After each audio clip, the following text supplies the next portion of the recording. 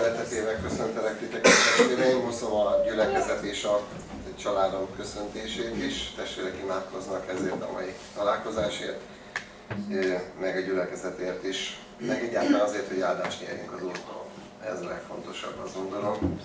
Elmostam az igéteket, de szalvaskodátok, a folyóvízhez úgy kívánkozik az én lelkem hozzád, Istenem, ez egy nagyon jó dolog, hogyha az ember így tud az Isten jelenlétébe jönni. A Péter első levelének 4. részéből 2 igeverset olvasok, és ehhez fűzném a tanítást, a mai szolgálatot, amivel reménység szerint a Szentlélek mindannyiunkat építeni fog. Így hangzik Isten igéje. Álljunk föl, jó? És akkor így hallgassuk meg Isten igéjét. Ki milyen lelki, azaz szellemi ajándékot kapott, úgy szolgáljátok azzal egymásnak, mint Isten sokféle kegyelmének jó sáfárai. Ha valaki prédikál, úgy mondja szavait, mint Isten igéit, ha valaki szolgál, úgy szolgáljon, mint aki az Istentől kapott erővel végzi, hogy mindenkor az Isten dicsőítessék Jézus Krisztus által, aki a dicsőség és a hatalom örökkön örökké. Amen.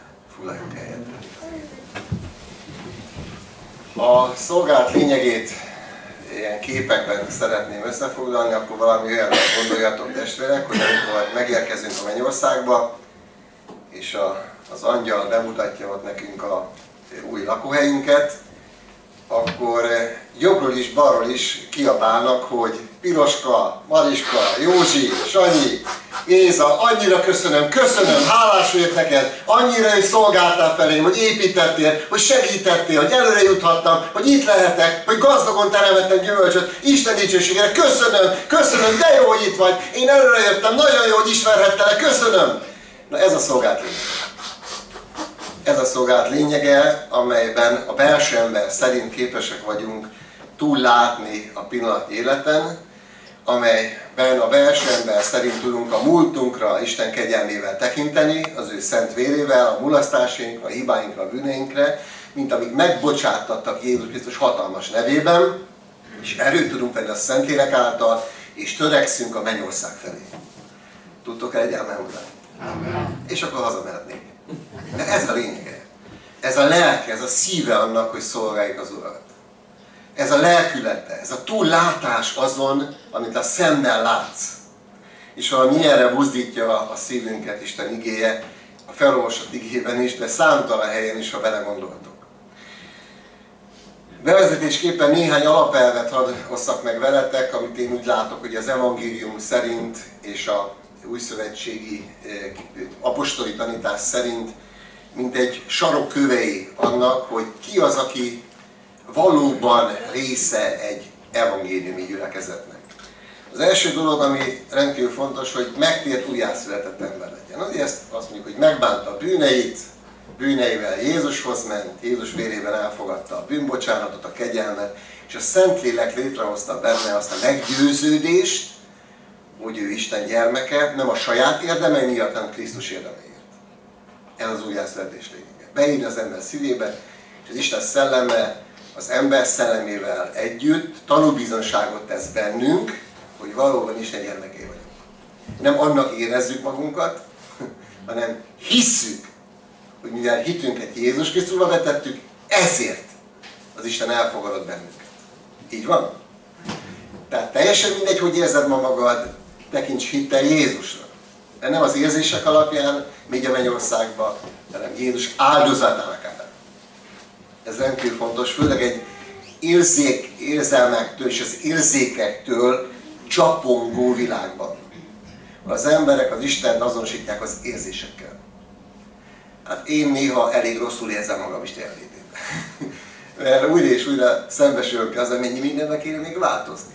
Amikor konfliktus van a feleségemmel, és akkor rájövök, hogy ennek én is okozója voltam, nagyon rosszul szoktam magam érezni Isten jelenlétében, mert szembesülök, hogy hát mennyiben kéne még változnom. Tehát Isten jelenléte az nem csak jó érzésekből áll, abból is. De sok esetben nem. De ez nem befolyásolja azt, hogy én is egy gyermeke vagyok-e vagy sem. Az befolyásolja, hogy én hitemet Jézus Krisztusban, az Isten fiában, mint az én megváltómba vetettem. Így van? Ez a lényeg. Aztán a bemerítés igazsága. Hát ezért meghaltak eleink, mert a Biblia ezt tanítja bizony, hogy akik hisznek és elfogadták Krisztust, azt pecsételjék meg a hitüket hitvalló kerességben, a bemerítésben. Így lehetnek részei a gyülekezetnek. Aztán, mikor gyülekezet tagja valaki, akkor nyitottnak kell lenni a tehervállalásra. Tehát készség, aki valóban újszövetségi hívő, az szépen belenövekszik, felnövekszik, megerősödik a gyógyulás, a helyreállás, a tanítványozás folyamatában, hogy egyre inkább vágyik arra, hogy tegyen valamit. És ezt hadd mondjam nektek, ez nagyon hamar elindulhat emberek életében. Lehet még bemerítés előtt már, amikor megtér újjászületik, már valamit tenni akar. Valamit használni akar. Valakinek segíteni akar. És van egy fiatal, nem régen tagja a gyülekezetnek, rám írt, hogy elvigyelek-e Újfehétórra. Tudok-e segíteni neked, hogy én vezetek. Mondom, közel van, csak csinál dolgodat. Amikor reggelbe együtt mentünk, mert tudtunk jól beszélgetni akart, és akkor ő vezetett, én tudtam odafelé még készülni, és nagyon jól beszélgettünk visszafele. Szolgálat. Így gondolkodik. És a negyedik, ami ma egyáltalán nem divatos, de a gyülekezeti fegyelem elfogadása. Nem lehet újszövetségi gyülekezet tagja valaki, aki nem veti alá magát az Isten rendjének, és ebből fakadó gyülekezeti fegyelemnek. Tökéletes vagy ideális gyülekezet, még bevezetőben erről is hadd szóljak egy pár szót. Almási Mihálynak a idézetével hadd próbáljam segíteni a megértést. Ideális gyülekezet lehet, de tökéletes nem. Tehát illúzió azt gondolni, hogy az újfehértói gyülekezet valaha is lesz olyan, hogy tökéletes. Azaz semmilyen fogyatkozás abban nincs. Mert akkor, ha lenne ilyen, akkor az újfehértói gyülekezet már kihalt volna, és mindenki a mennyben lenne. Mert a mennyben van az összes tökéletes ember, a földön meg az összes tökéletességre törekvő ember. Így van? Ideális gyülekezet lehet, de tökéletes nem a földön, az a mennyben van, a tökéletes gyülekezet. Ez azt jelenti, hogy a Szentlélek megszentelő és megítélő tevékenysége egyaránt érvényesül egy ideális gyülekezetben. Akadnak ugyan beteg gondozás, azaz lelki gondozás alatt álló tagok, akadnak haldoklók, és lehet néhány képmutató, aki színleli a hitet, szeretetet. De amint valami bűn kiderül, megindul a bibliai intés folyamata, 4 szem közt, néhány testvér jelenlétében, gyülekezetben. És ha a segítő szándékú intés nem ér célt, alkalmazásra kerül a fenyíték, végső soron a kizárás. Ideális gyülekezetben a Krisztussal közösségben élők vannak többségben. Mert Pál apostol is azt mondta, hogy szenvedtem, áll testvérek között. Tehát azokban a gyülekezetekben, ahol Pál prédikált, merített be, hirdette az evangéliumot, bizony ott is voltak befurakodók, beszüremkedők, áltestvérek, akik nem születtek újjá, nem bánták meg a bűneiket, hanem felvették a szokásokat. És látszólag voltak keresztények. Gyakorlatilag nem. A felhívulást 2 dolog okozhatja, szintén a professzor írásából. Ha fölvesznek a gyülekezetbe olyanokat, akik nincsenek közösségben Krisztussal, második dolog pedig, ha nem alkalmazzák következetesen a gyülekezeti fegyelmet. Tehát nyilván a gyülekezetnek van a felelőssége, hogy kit vesz fel tagjai közé, de Géza bácsi azt mondta, hogy a gyülekezetnek 2 ajtaja van egy bejárata, meg van egy kijárata is. És nem kell félni alkalmazni a kettőt. Nem biztos, hogy a többen is vagyunk. Egy-egy ember rendkívül komoly terhet tud róni egy szellemi közegre, és akár elveheti a kettét az embereknek, az Istennek való szolgálattól is. Emlékezzetek Éli 2 fiára, akik viselkedésével megutáltatták az emberekkel az Istennek való szolgálatot. Így volt? És Éli eltűrte ezt. Tehát valóban létrejöhet egy olyan légkör egy közösségben, hogy ha megengedik az istentelenséget egy gyülekezetben, ami tudatos lázadás, nem az, hogy elbotlok és bocsánat kérek, rendezem az életemet, hanem életmód szerint, életvitel szerint valaki bűnben él, és ezt jónak tartja, és ez kitudódik, és ezt nem kezeli a gyülekezet, akkor bizony létrejön egy olyan szellemi légkör egy gyülekezetben, amikor ez a fajta megutálják az emberek az Istennek való szolgálatot. Ugye generációkra is kiadhat ez. Péter azt mondja, hogy Kiki, amilyen lelki ajándékot kapott, a felolvasott igényben, szolgáljatok azon egymásnak, mint Isten sokféle kegyelmének jó sáfárai. És azt mondja, amikor teszitek ezt, mindenki úgy tegye, hogy ezt kapta Istentől, de az Isten szerint való szolgálatban megdicsőül az Isten és Jézus Krisztus.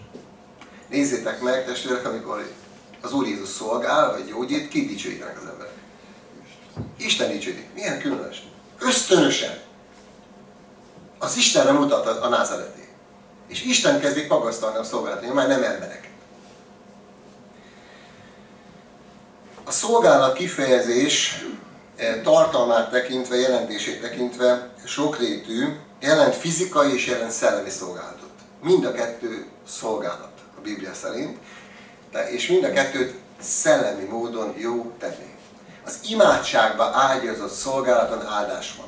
Emlékszem egy ifjúsági hetünkre, amikor mi csináltuk a reggelit meg a vacsorát, beosztás szerint, és akkor az én csapatommal mondtam, még mielőtt ezt a rántottát megcsináljuk, kérjünk áldást. És azt mondták a fiatalok a hétvégén, hogy döbbenetes volt számukra megtapasztalni, hogy az imádságba ágyazott szolgálaton mekkora áldás volt, mekkora különbség volt, amikor tettek valamit imába ágyazás nélkül, meg milyen volt az, amikor kérték az Úr áldását.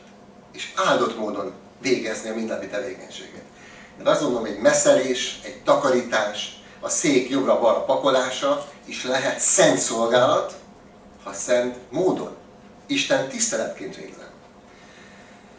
Én sem emlékszem, hogy az ifit elkezdtem vezetni, akkor a szolgálatom úgy kezdődött, hogy mentem egy vagy másfél óra hamarabb, akkor berendeztem a termet, akkor tudtam, kik a legcsivészebbek, akkor azokat végig térdepeltem, mert ugye ott is már megvolt a baptista rend, odaültek mindig, ahol szoktak, tehát a fiataloknál is, és akkor végig térdepeltem a termet azoknak a székeinél, akik nagyjából oda szoktak ülni, hogy az Úr csinálja már velük valamit, és hogy valahogy térjenek már meg, mert már idegesítőek.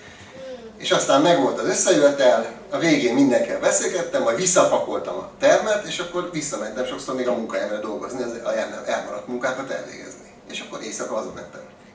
Na mondjuk ebben az időszakban mondta a feleségem, hogy lehet nem kell megnősülni. Mert mondjuk ehhez nem biztos, hogy kell család. Tehát ezen is változtatnom kellett. És akkor imádkoztam az Úrhoz, Uram, hát ez így nem jó, hogy hát jó lenne imádkoznának a fiatalok, de én jönnék ide állandóan, meg széket pakol, és mondja a Szentlélek, hát még nem kéne tőle.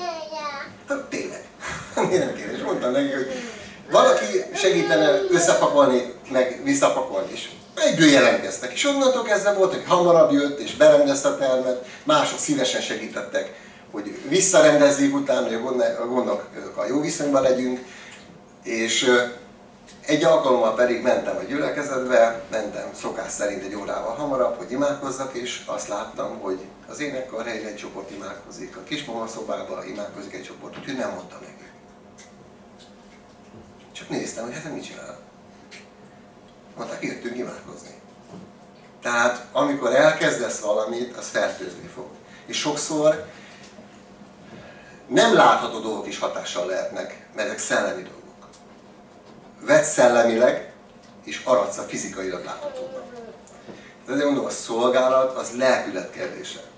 Ugye emlékszem, a Kismarjai missziót csináltuk évekig, gyerekekkel foglalkoztunk, gyerekklubot csináltunk, szolgáltunk gyerekekkel a nyakamba, jobbra-balra, hirdettük az evangéliumot nekik, és egyszer csak leültem, mondom, Uram, hát én más nem bírom. Hát már annyi mindent csinálok. És akkor azt mondja az Úr nekem, hát miért nem osztod meg? És akkor hoztam Mózes példáját, hogy 50-esenként be kell osztani. És meg aztán mondom, tényleg, hát miért nem osztom meg? Összétem a csapatot, na, ki mit akar csinálni? Ki kenni, ki? És akkor vállalták a testvérek. És lett csapatmunka. Pusztán csak azért, mert az ember odaengedett mást is, és nem csinált magából mártírt. És nem a szolgálat jelentette neki azt, hogy én külön vagyok a többinél. Hanem a szolgálat számomra Istennek való szolgálat a többiekkel együtt. Szóval a fizikai és szellemi szolgálat. A szolgálatban benne van az a tartalom is, hogy megtisztelem a vendéget. Megtisztelem a vendéget. Tiszteletből, megbecsülésből, mint vendéglátó szolgálok fel fizikai vagy szellemi javakat az ő számára. Nagyon különleges, amikor Jézus azt mondja, hogy ki a nagyobb. Aki az asztalnál ül, vagy aki felszolgál. Hát persze tudták a tanítványok, hogy hát nyilván aki az asztalnál ül, nem aki felszolgál, csak azt mondta nekik, hogy én pedig felszolgálok nektek. Pedig nagyobb vagyok. Most is ugye a felállás az lenne, tehát az emberi elme azt mondja erre a helyzet, amilyen most vagyunk, hogy én vagyok a nagyobb. Mert én prédikálok. Holott szellemileg pont fordítva. Most én megmosom a ti lábatokat. Én az asztal körül szolgálok, ti pedig ültök az asztalra. Ez a szellemi lényege, például a mostani szituációnak, mert még hajlamosak vagyunk világi szemmel pont fordítva gondolni. Nem így van? Az a valami, amikor valaki itt áll. Na most, persze fogalmatok sincs, hogy mibe került ez nekem. Értitek? Tehát ez ugye csak a pillanatot látjuk, hogy ott áll, és akkor ebből vannak a versengések. Amikor nem szellemi módon gondolkodunk, hanem a test szerint kezdjük mérlegelni dolgokat. Ezért mondja Jézus nekik, hogy ki a nagyobb. Aki ül, vagy aki ott ugrál körülöttetek. Hát én ezt csinálom veletek, barátaim. Én a mester, körülöttetek szolgálok, nektek szolgálok. Tehát minden igehirdetés, vagy dicsőítésvezetés szolgálat valamilyen módon az asztal körüli szolgálat, szellemire levetítve. Így van. Aztán benne van az is, nyilván diakónusi avatotti szolgálat is benne van a szó jelentésében, és benne van az, hogy mások javát munkálni, mások jó létén szorgoskodni. Az Istennek való szolgálat, tehát mások javát munkáló tevékenység. Mások javát munkáló hozzáállásból, szívbeli szándékból fakadó tevékenység. És Pál is ebben példát mutat, azt mondja, én az evangélium szolgájává lettem az Isten kegyelmének ajándékából, mondja az Efézus 3:7-ben, vagy mondja a 5 szolgálati ajándékról, hogy alattak azért, hogy felkészítse az Isten általuk a szenteket a szolgálat végzésére. Ezért az avatottak, az előjárók a közösségben úgy lehet fordítani, mint a Péter mondja, hogy példaképei. Nem mint akik uralkodnak, hanem mint akik példák. Az a példa az olyan, mint az öntőforma. És erre mondja Pál, hogy legyetek olyanok, mint én, ahogy követem Krisztust. Tehát valaki nem attól lesz presbiter, hogy felavatták, hanem azért avatták fel, mert már előjár. És mivel előjár, ezért felavatták. Értitek? Mi meg pozicionálisan gondolkodunk sokszor, és elkezdenek az emberek versengeni a gyülekezetben. Holott az egyházban a növekedés mindig lefele van. Tehát aki még kerületi elnök akar lenni, az ugye azt választ, hogy még lejjebb kerül. Tehát, hogy még inkább meg tudja alázni magát, és még többek felé tud szolgálni. Na hát ezért nem sok tülekedés van az ilyen típusú munka irányába. A pozíciók iránt vannak tülekedések, és ez szokott megosztás hozni a közösségben, amikor testi módon kezdenek gondolkodni a szolgálatról, nem pedig szellemi látás szerint. És hát ugye Krisztus testét építeni, ezt mondja az ige, és nagyon érdekes még maga a szó elemzése, a szolgálat szó elemzése, a diakónia, ugye, hogy az egyik, hogy is mondjam, magyarázat szerint maga a szó azt jelenti, abból ered, hogy felveri a port. Port kavar, port csinál. Azért kedveseim, mert amikor egy szolgáló közegbe bekerülsz, akkor az elkezdi húzni a te életedet is. Mert példák. És elkezded érezni, hát nekem is kéne valamit csinálni. Amikor bekerülünk a szellemi közegbe, ahol az emberek szeretik az Úr Jézus, és mindenben adnak, amit csak tehetnek, hogy szolgálják az Urat, hogy építsék a másikat, az húzó erővel. A többiekben nézve felveri a port. És még lehetne egyéb dolgokat is mondani, hogy Jézus mennyit ment a poros utakon, és a rabbik azt mondják, hogy legyél olyan jó tanítvány, aki ruháján rajta van a rabbi pora. Ez azt jelenti, hogy a rabbi ment, és annyira közel volt hozzá, hogy hallgass, amit tanít. Hogy a lábával felvett por ráment a ruhájára.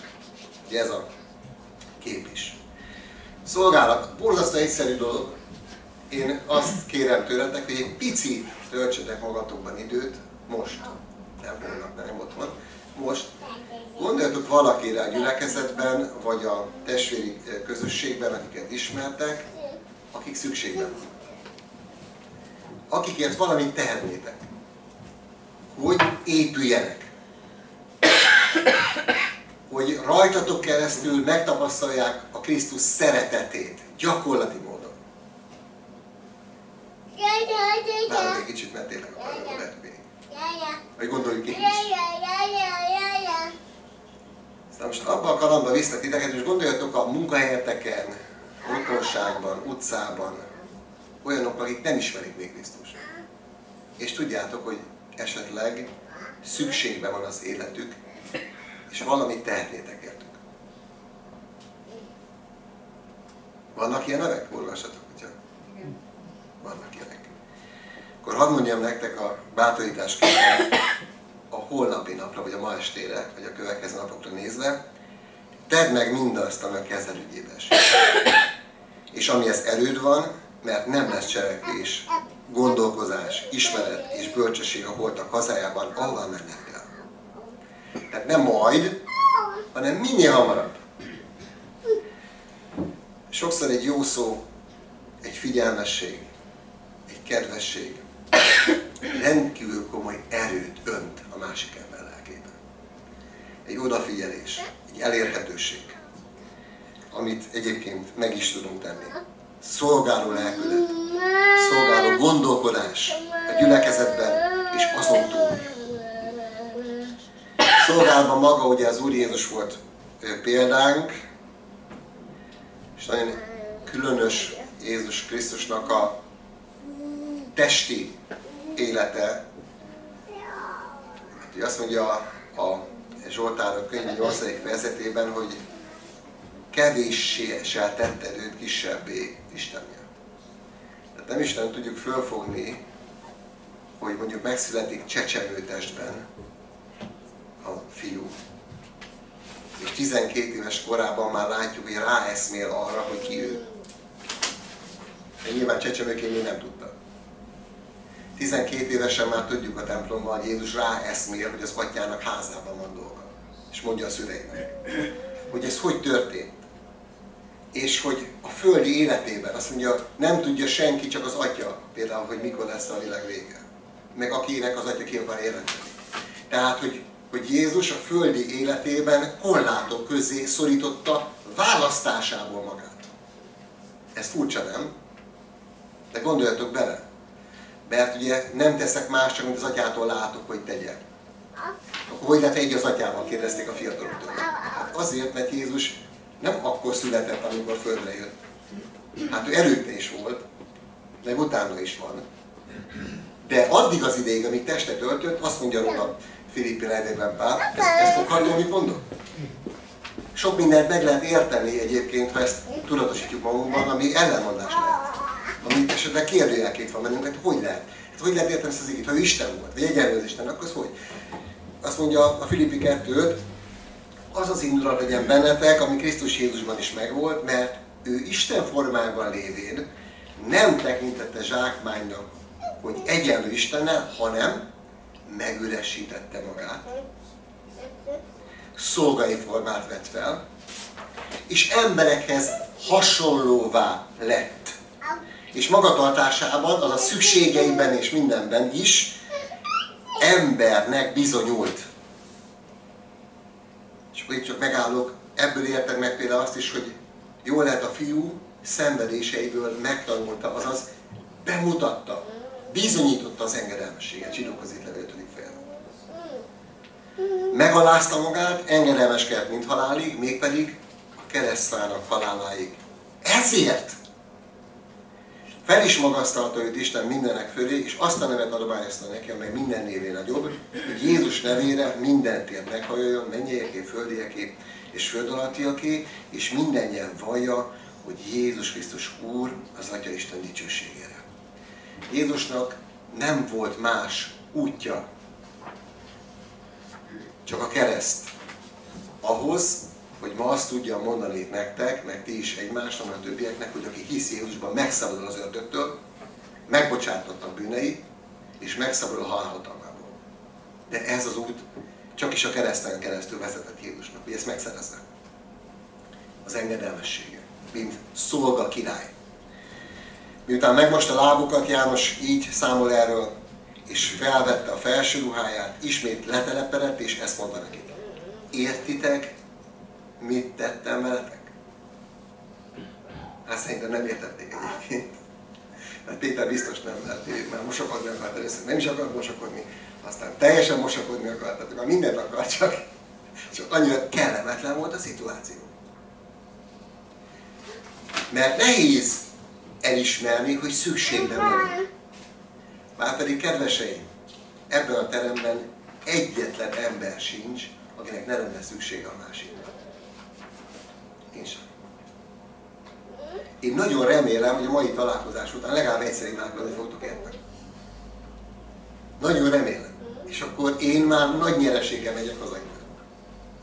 Én is imádkoztam, értetek? Mikor értem. Úgy mondtam, testvérek is imádkoztak. Már ennek a találkozásnak sokkal több szellemi áldása van, mint amit mi be tudunk látni fizikailag.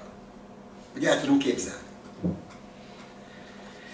Így hívtok engem Mester és Uram, és jól mondjátok, mert az vagyok. Tehát megmostam a ti lábatokat, én az Úr a Mester, nektek is meg kell mostotok egymás fejét. Hát könnyedben megy, nem? Az jól megy. Hanem egymás lábát. Egymás lábát. A lábmosás az élet porának torzító hatása. Mentem haza, látták, hogy feszült vagyok. Itt is osztottam, ugye, miért van ez itt? Miért van az? Ez a feleségem. Van valami baj? Nehéz napom van. Akkor miért nem ezt mondod? Akkor miért nem ezt mondod? Miért nem azt mondod, hogy szükséged van a megértésre? Szükséged van a türelemre. Szükséged van egy tál ételre. Szükséged van 5 percre. Könnyebb a fejet mosni, igaz, hogy mindenki bár csak én nem, mint beismerni, hogy szükségem van a kegyelemre tőled. Szükségem van a kegyelemre tőled. Ki az, akinek nincs szüksége kegyelemre? Krisztusban az Istentől, de a másik embertől is, hogy továbbadja ezt a kegyelmet. Hányszor kellett már ebben a gyülekezetben kegyelmet gyakorolni, és továbbadni egymásnak? Nem tudod megszámolni szerintem, aki régen volt. Különben már rég befejezted volna, megszüntetted volna, ide se jöttél volna többet. Értitek, amiről beszélek? Beszólt, pedig lehet a fájt a feje, érted? És nem is te voltál. Olyan törékenyek vagyunk. A Mester példát adott, hogy bizony hogyan kell újra és újra megmosni egymás lábát és egymás fejét. És akkor 4 dolog, amit én szoktam mindig a új hívőknek a figyelmét felhívni, hogy 4 dolog, amivel szolgálhatsz. Az egyik a talentumod, a másik a kapcsolataid, egyedi kapcsolatokkal rendelkezünk. Akár munkahelyet kereshetünk valakinek, akár szolgálatunk azok felé, akikkel nekünk van kapcsolatunk, és a másiknak nincs. A szakismeret, amit szintén Isten oltára oda tehetek, és szolgálhatok vele, ugye afelett, hogy keresem a pénzt, de tehetek úgy is, hogy nem pénzkeresek, hanem szolgálatból teszem.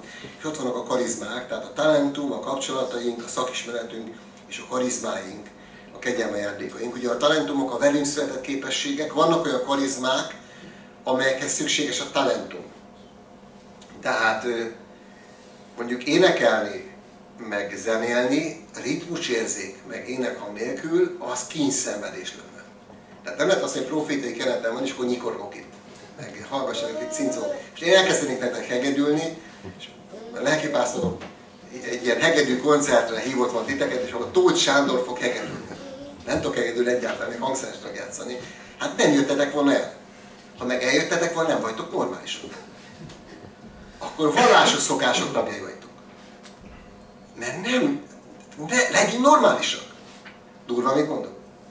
Néha olyan dolgot eltűrünk, amit jó, el kell szenvedni, de azért hosszú távon nem. Tehát vannak olyan dolgok, amihez kell készség. Én például gyorsan beszéltem. DJ voltam, ott pörgetni kellett. És oda jött hozzám egy idős bácsi, Stumpf Jenő bácsi, azt mondta nekem: Sándor testvér, nagyon jókat mondasz. De nem lehet egy kicsit lassabban, hogy értsük is? És akkor én vettem az adást, és képzeljétek el, mentem a biciklivel, és akkor lehet, hogy borongnak néztek, és én elkezdtem nyelvtörőket mondogatni. Visszahallgattam a predikációkat, hogy érthető-e, amit mondok. Kértem a családomat, hogy legyenek szívesek, ha begyorsítanék. Akkor valahogy jelezzenek, hogy lassítsál, és akkor így, kutya keményen, sok odafigyeléssel, sok gyakorlással, valamilyen módon javult a beszédem. Mert hát nem elég jó dolgokat mondani, úgy is kell mondani, hogy meg is értsék. Úgy érthető. És sorolhatnék még sok minden mást. De értitek, hogy a szolgálatban van, amikor a talentum, a képesség is kell, hogy legyen, amit felkel a Szentlélek. És aztán rajta van az a többlet, az a szellemi többlet. És nem csak zene van, meg játék van, hanem profétai erő mozdul, megbátorítik a szív. A dicsőítésnek a lényege az, hogy megelevenedjen a kereszt. Ez a lényege. Hogy a 2000 éves igék és a 2000 éves evangélium olyan legyen, mint a köztük feszítették volna meg Krisztust. Minden alkalommal, mert ezt nem lehet megmondni. Mert ezt nem lehet megmondni. Többen, amit én most mondok, lehet 100-szor hallottátok. Mégis lehet most is heríti a szíveteket. Mert ezeket nem lehet megunni. Ezek örökké való igazságok. A szellemnek dolgai, amelyek hatással lehetnek a fizikai életünkre is. És a szolgálatban mindenképpen beszélni kell az engedelmességről. Jézus azt mondja, szerettek engem, megtartjátok a parancsolataimat. Ennyi. Anya, én nagyon szeretlek téged, de nem foglalkozok azzal, amit mondasz. Kicsim, akkor ha szeretsz engem, légy szíves, fogadj szót. Nem így van a szülő? Nem így van? Hát az atya is így van. Atya, én nagyon szeretlek téged. Jó van, drága lányom, drága fiam, én elhiszem, hogy szeretsz, csak mutasd már meg, légy szíves néha. Befogod a szádat. Megteszed azt a két lépést. Volt egy alkalommal, nagyon rosszul viselkedett az egyik gyülekezeti tagunk, nagyon rosszul viselkedett, és tele volt a hócipőm vele. És rám írt, hogy találkozzunk már. És mondtam magam, hogy én ezzel az emberrel, hogy én ez egy perc időt is töltsek, de úgy akarok én ezzel semmit. És mondtam, elküldöm. Azt mondja, Szentlélek, ha egy mérföldre kényszerítenek, menj el 2-re. Jó, figyelj, ráérek ekkor. Mondta, rendben van. Leültünk beszélgetni. Elmondtátok, mondom, hogy ezt meghallgatlak. Azt mondja, hogy látod ezeket? Hát figyelj, mondom, úgy látom, hogy én el se jöttem volna. Csak azért jöttem el, a Szentlélek azt mondta, hogy ha egy úton kényszerítenek, menjek 2-re. Ezért vagyok én. Azt mondom, nagyon köszönöm, hogy engedelmeskedtél. Egy jót imádkoztunk, és elmentik el maga útjára. Tehát vannak dolgok, az engedelmesség a szolgálatban, az túl van, többször, nem mindig, de többször túl van a komfortzónánkon. Az Isten feszít bennünket egy kicsit. Hogy belehalunk, beletörünk néha. De hadd mondjam, örömöm volt benne, meg békességem. És mai napig is, ha találkozunk, normálisan viszonyulunk. Nem értünk egyet. Mai napig se értek vele egyet, ahogy ő ér, meg viselkedik, meg csinálja. De akkor is tudom szeretni. És remélem, hogy majd elvégzi benne a Szentlélek, mert nem én kellek ahhoz, hanem a Krisztus halt megint a remény. Tehát akkor innentől kezdve rólam lejárt a felelősség. Tehát ha odafigyelek, hallgatok valakinek, engedelmeskedek, szót fogadok neki. Nagyon érdekes, a 2 Korintus 9:13-ban azt mondja Pál, hogy mert ez szolgálat engedelmességéért dicsőítik az Istent, a fordítónk, a szolgálat szó kiegészíti az engedelmesség szóval. Pedig nincs benne az eredetiben. Pontosan azért, hogy értsék, hogy a szolgálat az engedelmességet is jelent. Nem lehet elválasztani a kettőt egymástól. És ugye mondtam már az építést. Igen. és amilyen kegyelmi ajándékot kaptunk, tehát azzal szolgáljunk építésre egymás felé. És az engedelmesség miért is fontos? Jeremiásnak azt mondja Isten igéje. Az Úr azonban ezt mondta nekem, Jeremiás 1:7. Nem mondd, hogy fiatal vagyok, hanem menj, ahová csak küldelek, és hirdesd, amit parancsolok. Emlékszem rá, amikor a ifibe elment az ifjúsági lelkipásztor, és akkor előjárók mondták, hogy az ifjúsági lelkipásztori szolgálatot vegyen már át, és akkor most nagyon nehéz helyzet van. Fiatalok is csalódtak, és gyászoltak, hogy vegyen már át. És mivel szerettem az urat, meg a fiatalokat is, mondtam, oké, de én evangelista vagyok, és 1 évre vár. 1 évig, mert fél év volt a gyászidőszak, Isten csodát tett, nagyon szépen kijött a ifjúság, meg is indult a lelképítkezés, megtérések, stb. És akkor 1 év letelt, mondtam, hogy akkor én befejezem. És mondják az előjárók, hogy hát nem vállalnám, mert még ezt az ifjúsági lelkipásztori szolgálatot még 4 évig. Hát ne arra ugyatok, én nem vállalom ezt, tehát nekem nem az elhívásom, nem az ajándékom. Hát imádkozzak már értem. És akkor imádkoztam, és a Szentlélek így elvitt helyekre. Azt mondja, emlékszel, mikor az öngyilkossági gondolatokkal küzdő fiúval foglalkoztál? És pásztoroltad.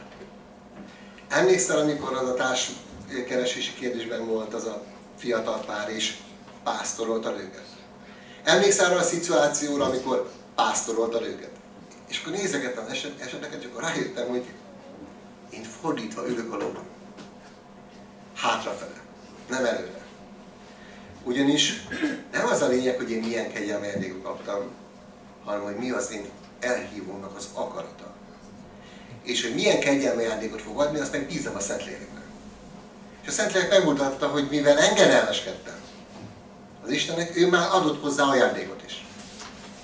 Csak én annyira bele voltam zárva az én saját gondolataim szerint való ajándékomba, hogy nem is vettem észre, hogy az engedelmesség fontosabb.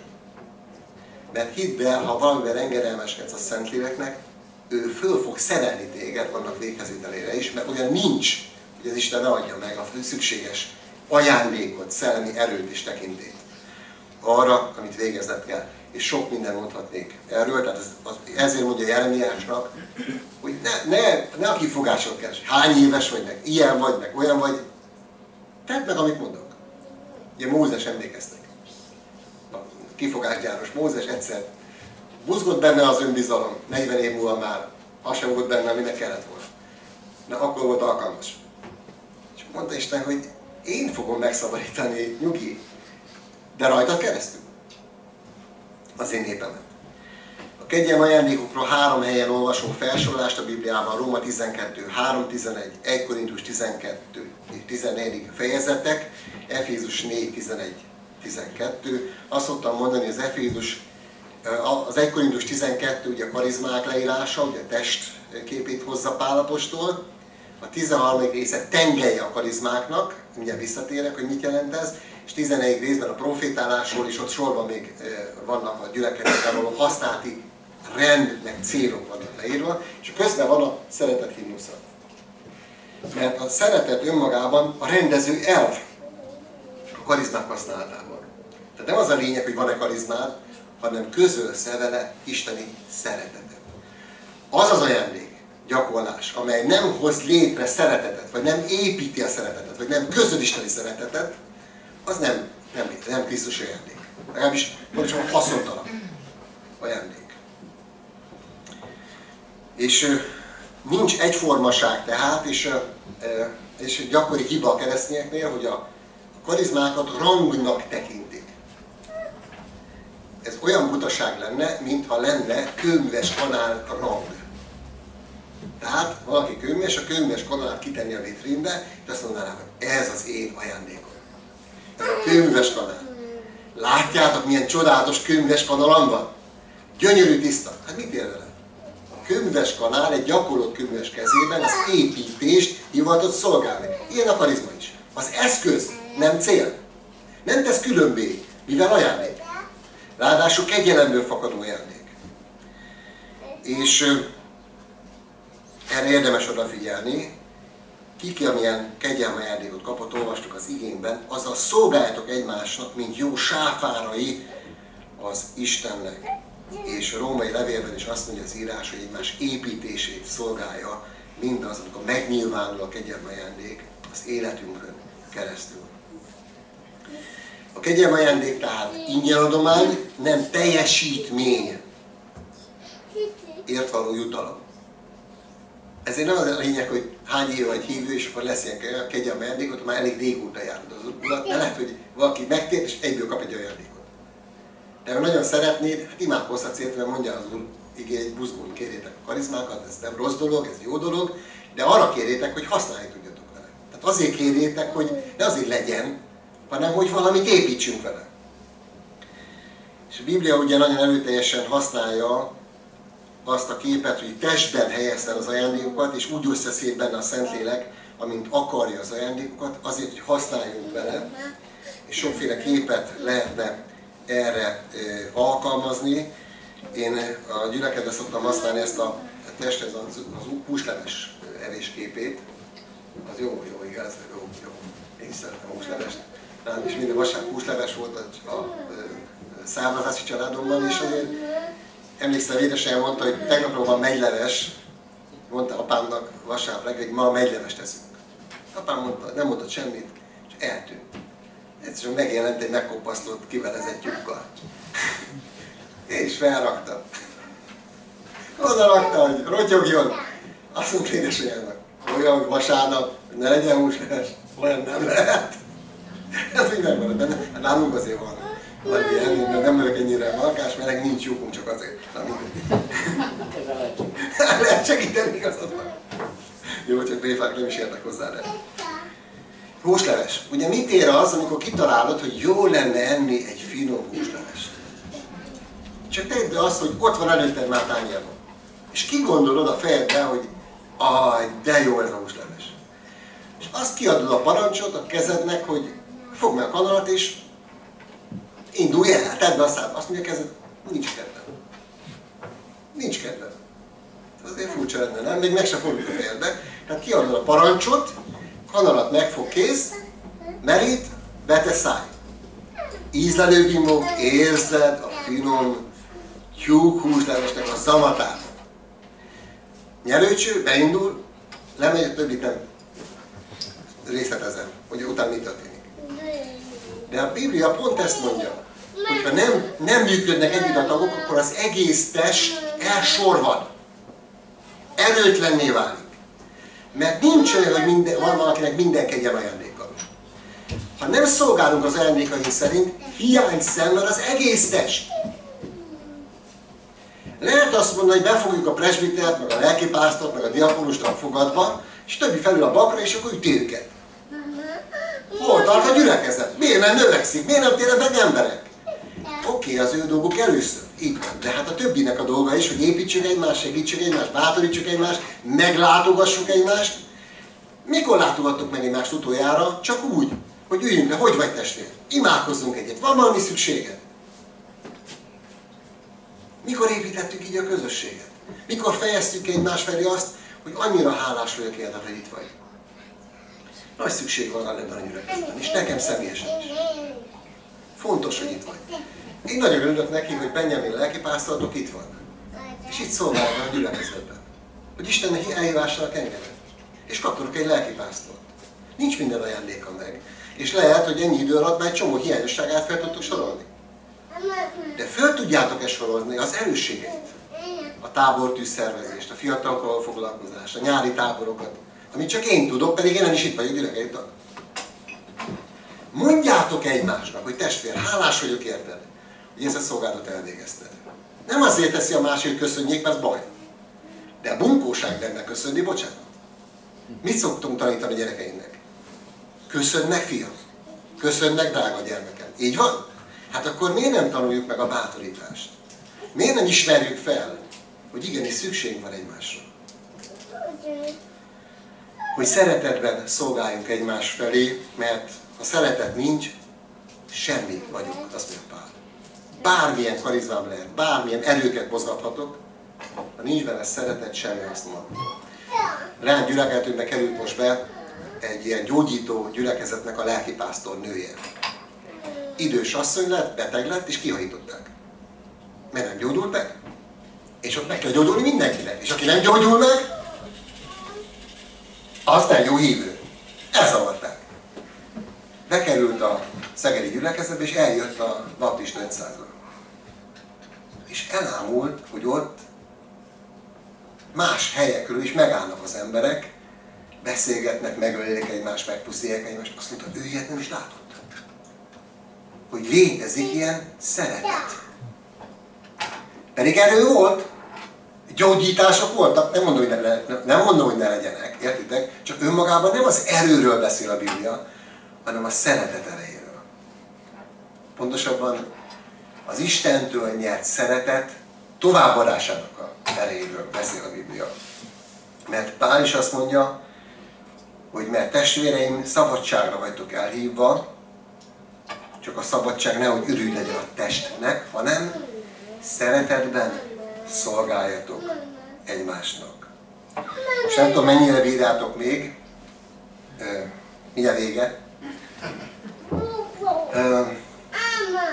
Hadd mondjam nektek azt is, hogy mivel az ajándékok különbözőek, ebből származik látásmódból fakadó feszültség. Erről szoktak használni egy tanmesét. Az evangélista és a lelkipásztor elmennek kirándulni. Mennek az erdőbe, kijednek egy tisztásra. A pásztor meglát egy kis elhagyott erdészházat. Azt mondja az evangélistának, te azt mondja, megy lefel a nap, itt meg tudunk szállni, nézzük meg, hogy üresse, és akkor itt meghúzzuk magunkat éjszakára. Mondja az evangélista, rendben van. Bemennek, körülnéznek, azt mondja az evangélista pásztor, te figyelj, gyújtsál be, tegyél rendet, én körülnézek itt a környéken, hogy mi van itt. Jó, a pásztor takarít, tüzet gyújt, stb. Egyszer csak arra lesz figyelmes, hogy hangok, ilyen erős hangok vannak az erdő felől, röcsegnek, ropognak az ágak, egyszer csak kiszalad az evangélista ordítva, utána egy nagy barna medve, az evangélista beszalad a házba, utána beszalad a barna medve, az evangélista kiúrik az ablakon, bezárja kívül az ajtót, bekiált a pásztornak, szelídíts meg, és én hozom a többit. Értitek, ugye? Tehát ezt az lelkesíti, hogy egy csomó nyers, csiszolatlan, faragatlan ember behozol a gyülekezetbe. De ennyi. Őnek egy fontos, az evangélistának egy fontos, legyen üdvössége. Az, hogy féllábú, hogy nincs mit tennie, hogy házassági problémái vannak, azt nem számít, üdvözüljön. Ha meghal is, nem baj, mennybe jut. A pásztor a gondoskodásra van, a gyógyításra, a tanításra, a pártyogatásra. Na most ebből fakadóan minél több ilyen vadorzót szállít az evangélista, annál nagyobb feszültség lesz a gyülekezetben. Az evangélista azt mondja, hogy tudnánk több embert elérni? A pásztor, hát még most így sem vagyunk alkalmasak, hát annyi bajjal küzdködünk, hát hova hoznál még új embereket? Értitek? És csak két ajándék, amiből az ajándék működéséből és az abból fakadó szemléletmódból következik egy feszültség. Na most a feszültségre építjük fel az életünket, nem pedig arra, hogy szükségem van rá, testvérem, mert te másképp gondolkozol, és dolgozzunk együtt. Nekem meg rád van szükségem, mert a te szemszögedből meg fogom látni ezt a világot, abból a szemszögből, hogy én soha nem lennék képes, akkor elkezdünk egymással dolgozni, mint a húslevesedéskor egyébként minden vasárnap. Hogy eszünkbe nem jut, hogy veszekedjünk, lefejeljük a kezünket, értitek? Hanem, hogy teljesen normális az egészséges működés, hogy működik, együtt működik, összhangban működik. És ugye látjátok, hogy állítsátok helyre a jó rendet magatok között. Amikor jól működnek együtt a kegyelmi ajándékok. És sok mindenről beszélünk majd, holnap a drága barátom, János testvérünk, aki itt fog szolgálni, meg fog szólni veleteket nagyon. Katya felköt, rengeteg információt fogtok kapni, és fogjátok látni, milyen egy tipikus tanító. Hogy milyen az, amikor vegytiszta tanítójándéka van valakinek, és ehhez megvan az odaszánása is. Na, csak ennyit, majd ha egyszer találkozunk, megmondjátok, mit tapasztaltatok. Meddig és kivégezzen szolgálatot? Mert azért szűrő is kell, mert önjelöltek is lehetnek, nem? Most gondoljatok bele, lenne önjelölt 25 énekesetek itt. És egy egész gyülekezet 30 tagú. 25-en énekelnek, és úgy kornyikálnak jobbra-balra, hogy alig bírnátok hallgatni. Borzasztó lenne, nem? Ezért valami szűrőt is el kell helyezzünk, hogy kivégezhet és milyen szolgálatot. Mert van egy beteg látogató, aki kapta az ajándékot, de halni akar, amikor meglátogatja a beteget. Mármint a beteg. És azt mondja, lelkipásztornak, soha ide ne engedj. A másik meg kapta a gyámolítás karizmáját, bemegy, és olyan vigasztaló tud lenni jelenléte, mert sokszor szavak nélkül is úgy tud viselkedni, meg beszélni, meg ápolni, hogy visszatér az életkedve a betegnek. Szokták mondani, hogy néhány jó szó, fél gyógyulás. Fél gyógyulás. Tehát azt mondja a Biblia az Efézus 4.12-ben, hogy felkészíti a szolgálat végzésére, a Krisztus testének építésére. Tehát a szolgálatot az végzi a helyén és ajándéka szerint, amikor végzi a szolgálatot, elsősorban ő épül. Tudtátok, testvérek, hogy a szolgálat miattunk van? Miattunk van. Mi kapunk a legnagyobb áldást benne, ha szolgáljuk az Urat. Így van? Nekünk a legjobb. Szabadságot hoz a szellemünkben, örömöt hoz, Isten tapasztalatot hoz. Látjuk az Isten működni, cselekedni, a legjobb nekünk. Tehát amikor valaki helyén van a szolgálatában, akkor épül. Ő maga épül, növekszik benne. Nem lefele megy. Másik épít. Tehát mások életében is gyümölcsöző, amit csinál. És ez van az Isten dicsőségére. Tehát épülök és építek. Ez dicsőíti az Isten. Így van? Ha ez nem valósul meg, akkor nem a helyemen vagyok, vagy valamit benéztem. Ezért fontos időről időre megvizsgálni magunkat, meg gyülekezetben is megvizsgálni. Én életciklusokban javaslom, nem 4 meg 5 évente, de hány gyerek ebben ragadnak bele, hogy alkalmatlan embereket tesznek gyerekszolgálatba. És a gyerekek mondják ott, hogy nem is akarok oda menni. Mert olyan mogorva, olyan durva, ennek is is türel, még magához se, az életes se. Hát akkor azt kell mondani menet közben, hogy testvérem, nagyon szeretlek, de vagy szedj egy nyugtatót, ja, ezt nem biztos, hogy mondja neki, én mondhatom, mert én most kívülről jöttem, de hogy nem ez a te helyed. Szóval hogyan gondolkodunk erről? Megmerjük mondani? Mert látjuk, hogy ő is idegbeteg, meg a gyerek már nem akar járni a gyerekfoglalkozásra, mert alkalmatlan, aki csinálja. Aki alkalmas, a gyerek azt mondja, az én gyerekeim azt mondták, hogy elmentünk kirándulni, és mondtuk, hogy most nem érünk vissza a vasárnap a gyülekezetre. Azt mondták, gyerekeim, ők néznek vonatot, és visszamennek Debrecenbe, mert olyan nincs, hogy ők nem mennek gyülekezetbe. Nem, évente egyszer jöjjünk el nyaralni, és mondok, jó, akkor hazamegyünk. Mert ők szerettek oda menni, vágytak oda menni. Mert nyilván valószínűleg, hogy akik a barátaik ott voltak, a gyerektanítók, a testvérek, a közösség, ők szerették a gyülekezetet. Most nem mondom, hogy gyülekeltünk a matyóimzést, mert mi se vagyunk tökéletesek, higgyétek el. Lelkipásztorként pontosan tudom, önmagában már csak az, hogy én vagyok a lelkipásztor. Tehát már ez pont elég hiányosság, nem hogy még, amit én tudok. És most már vagyok olyan öreg, hogy már nem is akarok mindent tudni. Volt évünk, szerettem volna, most már örülök, hogy nem is tudom. Pont elég tudni azt, amit nekem kell. Értitek, igaz? Megnyilvánulások és állandósult ajándékok. Van, amikor a Szentlélek megnyilvánul rajtunk keresztül, például profétai módon, de nem vagyunk profétai hivatalban. Erről most csak ennyit. És legutoljára azt szeretném mondani nektek, hogy van megtérés, van újjászületés, és van az odaszállás követő Szent Szellemmel való betöltekezés. Amikor átadom az életemet Isten szelleme irányításának, és azt mondom, odaszállom az életemet, hogy Úr Jézus, szolgálni akarnak, követni akarnak, adj ehhez nekem a Szentlélek által erőt. És erre pedig parancsunk van, hogy teljetek be Szentlélekkel. Így van? Megparancsolja az Úr. És hadd mondjam nektek, hogy ez nem egyszer kell megtörténjen, hanem újra és újra. Ezért mondja Pál apostol Timóteusnak, és hívni is akarnak titeket egy imádságra, ha készen vagytok erre. Ezért emlékeztetek téged, gerjeszd fel az Isten kegyelme ajándékát, amely kezeim ráttétele által van benned, azaz gyújtsd újra lángra. Gyújtsd újra lángra. Kedves testvérem, prédikáltam, de remélem, hogy nem csak a számat jártottam. Ha megindított a Szentlélek abban, hogy odaszállásod legyen az életedben, az Istennek való szolgálatra, az engedelmességre, ezt tudod tenni. Hogy az engedelmességre szállod oda magad. És hiszed, hogy a Szentlélek aztán meg fogja mindazt adni, amit tenned kell, és ajándékot is fog, akkor állj föl kérlek most a helyeden, és gyere imádkozzunk együtt. Hajrá! Ki az, aki szeretne vele imádkozni? Lehet, hogy furcsa nektek, de ha megszületett benned, oda szeretnél szállni újra az életedet, akkor itt a lehetőség. Szeretnék veletek imádkozni.